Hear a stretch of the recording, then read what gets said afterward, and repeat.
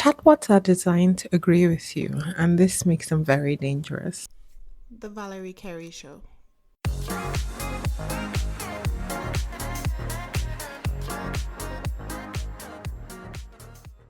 Chatbots are designed to agree with you, and this makes them very dangerous. All right. So when you think about a chatbot or human type communication with an AI tool, you're thinking about something that always thinks that you're having the best idea. It's like this amazing friend that thinks you're incredible. It talks to you all the time. It thinks all your ideas are great. It doesn't question or query anything you're doing. Of course, it might question some things, but then ultimately it's gearing you towards agreement because it has to agree with you to keep getting the ideas and the feedback, and that's how it's designed.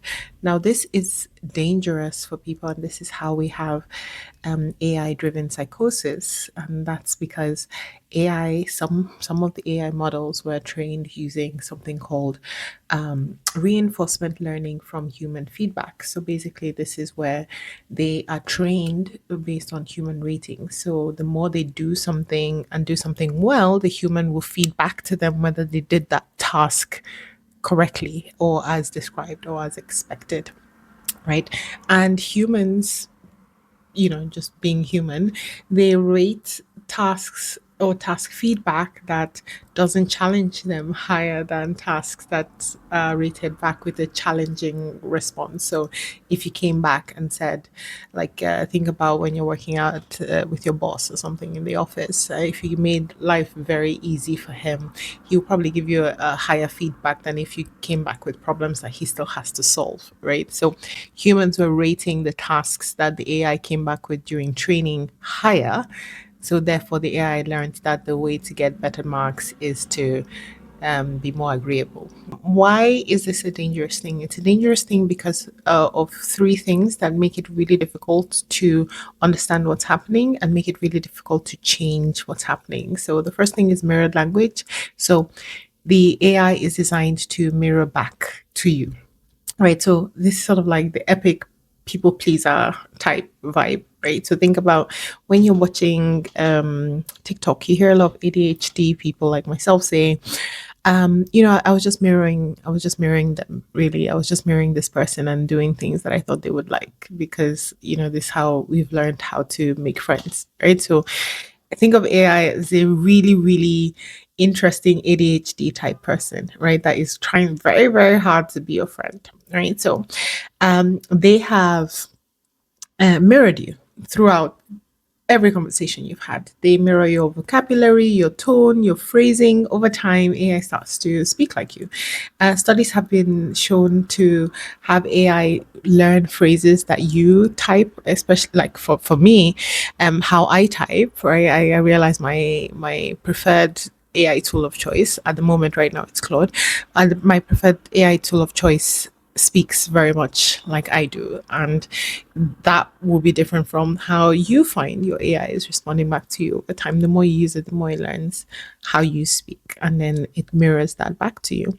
Now, it's trying to mimic human connection, except it isn't. And this is why ADHD people know that this isn't a real connection, right? Because we're just repeating back what we think you want to hear. Like, oh, do you like Game of Thrones? Of course, I like Game of Thrones. Do you like to go to the movies? Of course, I like to go to the movies. Do you want to go hiking for 6 hours, at sunrise? Of course, I want to. I could not think of anything worse.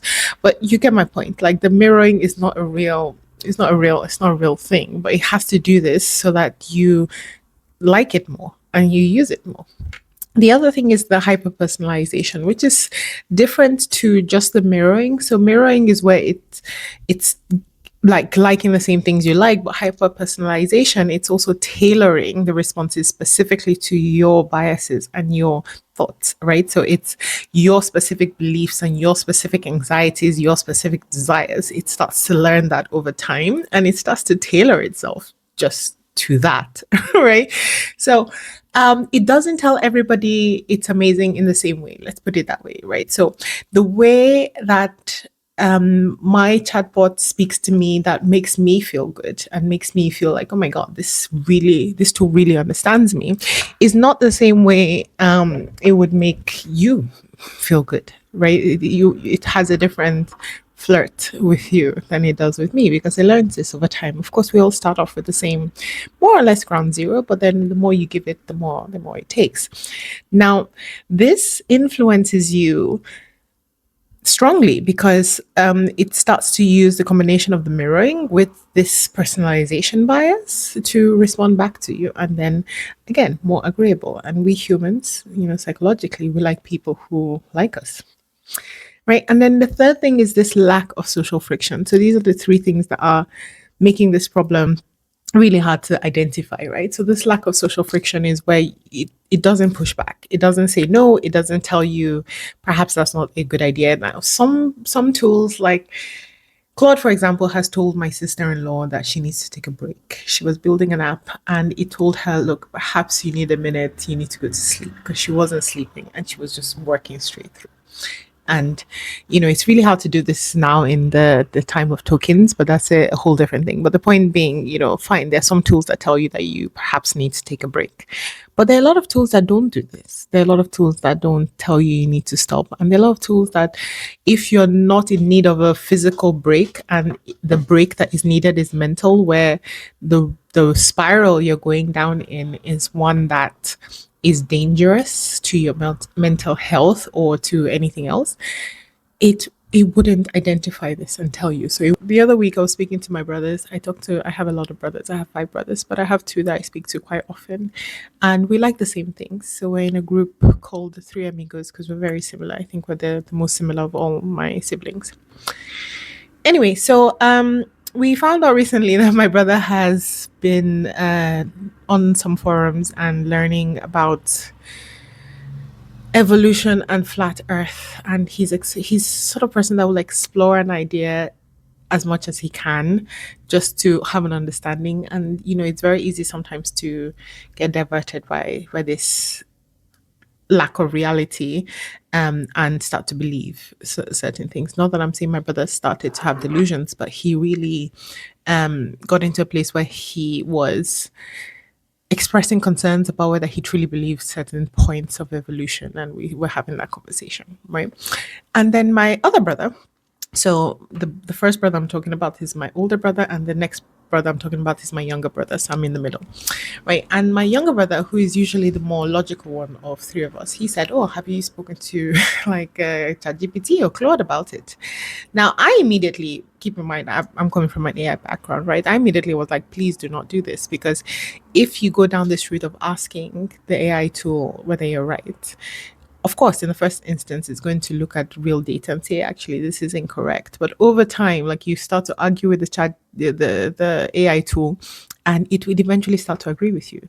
Now, this is what I mean by the absence of social friction, because over time, it's going to dissolve your discomfort. It's not going to be able to challenge itself enough consistent. Like, it's not going to be able to hold that challenge point on to break your delusions down. Rather, it's going to slowly start to evolve its responses to agree with you, and then you're going to have this tool that you think is all knowing, that is agreeing with you, and then that validates you whatever delusion you're having. So I was like, immediately, no, let's not do this, because if he's already having thoughts about the delusion, he's definitely going to go down the train of delusion if he starts to speak to AI on his own with this. Let's do this together in a group. So we did it in a group chat, and we got the outcome we wanted. Now, for most people, using AI tools does not cause them delusion. The problem is, some people are not able to do this, and some people don't even know when it's happening. So they don't put up barriers to do this. So they go into what is called an amplification spiral. This is where the agreeable responses start to lead to yet another response, and then that spiral carries on with the mechanics of the mirroring and the validation, and they end up somewhere they didn't intend to go. Now, most people don't start off here. It's not like you start off asking a question like, "Oh my God, I'm spiraling with my mental health. Can you help me?" It doesn't always start like that. It can start off as simple as having a philosophical question, just a random standard philosophical question, and slowly you get into this debate with the chatbot. Now, it's not that the chatbot is lying to them; it's just doing what it was designed to do, right? It's persuasion bombing. It's if the user expressly asks it, hey, could you check me, could you give me a reality check, is this correct, it will give you as much information as it possibly can, but based off of the mirror and the personalization and the lack of social friction, it probably has already taken you down a path that could just tip you over the edge into something else. And the tool also defaults to the latter of agreeing with you rather than challenging you, because it has better engagement scores when it does so. Therefore, it thinks it's the best way forward. Now, how can you avoid this delusion spiral? Right, there are two things you can do as well. First thing you should do is double check the work. Like AI telling you this is a like there's some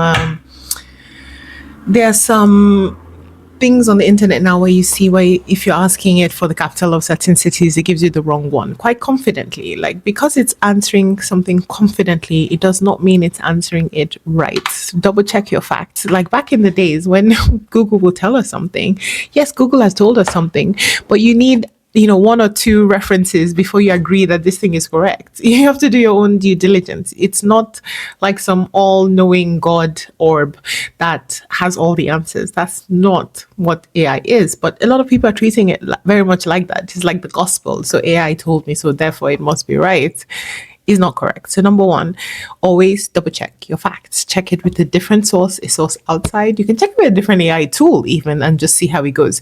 But if you're using two AI tools and having two conversations, you could be going into two separate spirals. So, I don't know.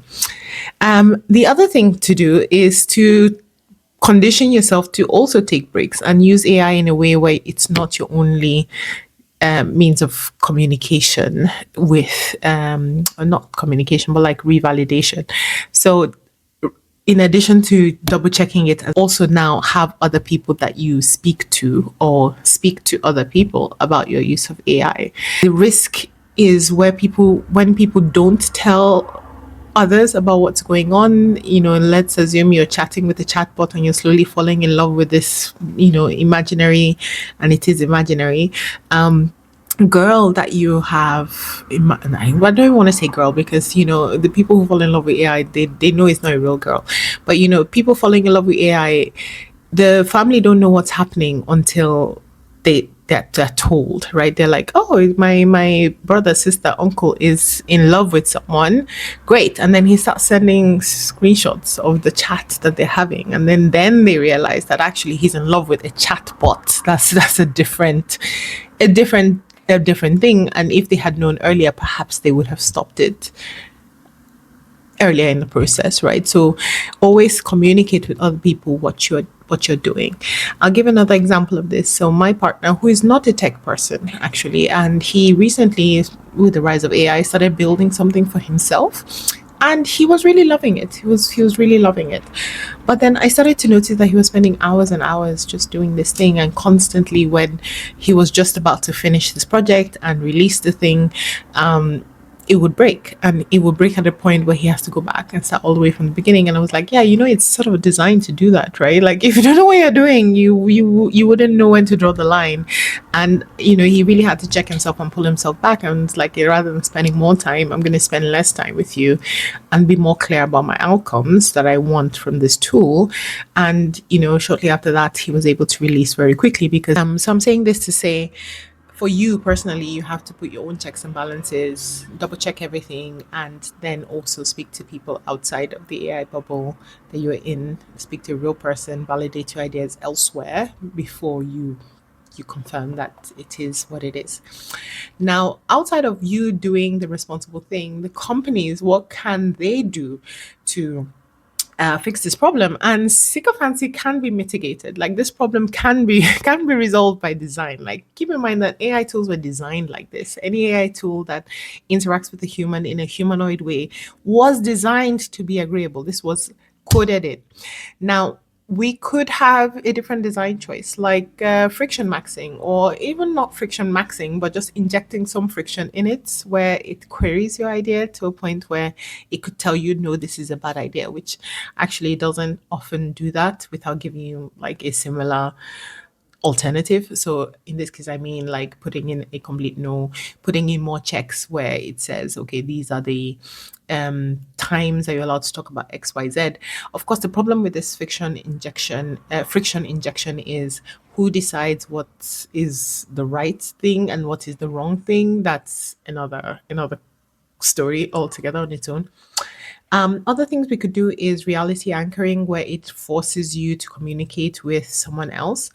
I use the example of my sister in law who was building an app and she was really enjoying that. And one of the things the AI tool did that I thought was really good, because I kept telling her to do these other things, was that it suggested to her that she needed a specialist, a security person, and she was also actually in herself aware that she needed this. So she was able to speak to someone externally about what she was building and whether actually security wise it made sense. So, reality anchoring is a really key thing where it takes you out of this AI bubble and puts you in real life, and you can then see if what you're hearing here actually works here and in the other space. Then de escalation protocols. I talked about it telling my sister in law that she needed to take a break and go to bed. That was an extreme case because she was working for several hours, but there needs to be more de escalation protocols for where it's not time based, it's not topic based, but it's more pattern based, where you can see that this person is spiraling into this type of topic. But again, we have the concern about who decides what's right, who decides what's wrong. And that's a tricky subject about how much manpower is needed to do that, and whether you're curtailing AI in a way that prevents it from really being what it is actually. But regardless, the companies have no incentive to initiate any of these things, because engagement with the tool and honesty about the effects of using these tools don't always go hand in hand. And for them, engagement is more important, especially now where AI tools have no path to immediate profit, right? So I'll talk about that in another video. But you're using these AI tools right now at a greatly subsidized rate, right? So you're using it for pretty much almost free. It's costing them more for you to use it than for you not to use it at the moment. So engagement is more important to them at the moment than honesty about the side effects and the impact of usage in itself. So until those two are structurally aligned, it's going to be really difficult for the businesses to want to make the change. But the most important thing for you to take away from this video is that the most powerful AI tools are essentially optimized to tell you what you want to hear. And the least you can do is know that going in, so that you can make better choices. I've been Valerie Kerry, and you don't have to agree with me, but I'll see you next time.